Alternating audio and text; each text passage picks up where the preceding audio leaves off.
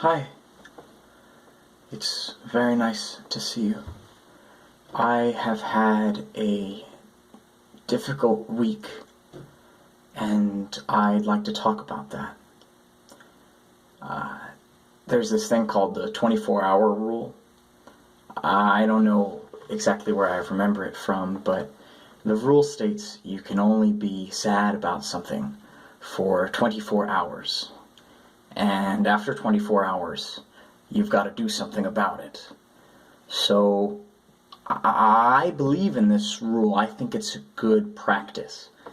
And I've had a bit of a problem, and now I'm going to do something about it. So, for a moment, I'd like to just break down that problem, the solution, and what the impact is going to be.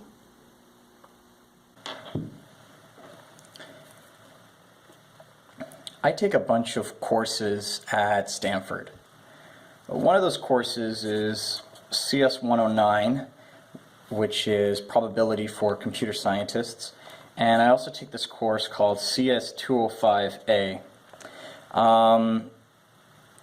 CS 109 is kind of an introductory course, and 205A is a graduate level course. I learned later that the 2 here denotes graduate level. I didn't know that going in, and that led to some difficulty. 205A is a difficult course because it's graduate level, and I didn't have the course I needed beforehand in order to really make the most of it. There's this course that precedes 205A called Math 104. And if I had taken Math 104 before 205A, I think I would have been better prepared. But 205A didn't really clearly list that as a requirement, so I wasn't aware that with the math I had, which I guess would come before here, a math class called Math 51, I thought maybe I could go straight to 205A, and to be honest, I wasn't really aware of 104, and because of that, in 205A I had a very difficult time. I should have taken 104. Now, because of that, I failed my midterm. I'm not doing well on the course, and I wasn't able to kind of make up the knowledge that I should have learned in 104 within the time I had. And because of that, I think I'm, in many ways, let's say, projected to fail 205A.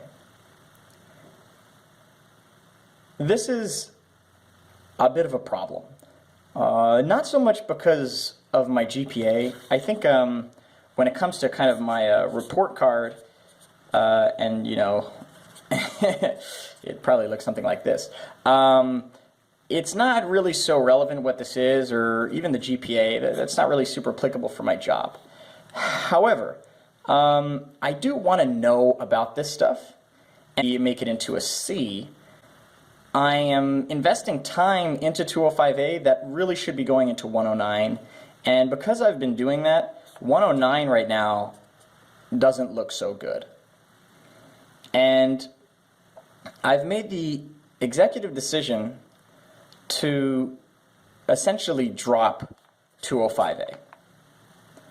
So what this is going to look like is a W. The W stands for withdraw, and it means I left the class. There's also a Stanford adage that says the W really stands for wise, as in I knew to take the withdrawal rather than try and not fail the class and fail another class in the process. But I don't really like that description because I think it's a little too easy on you, and I'm really here because of ignorance and not being well prepared for the course. But what this is going to look like is on my report card, it's going to come up with a W.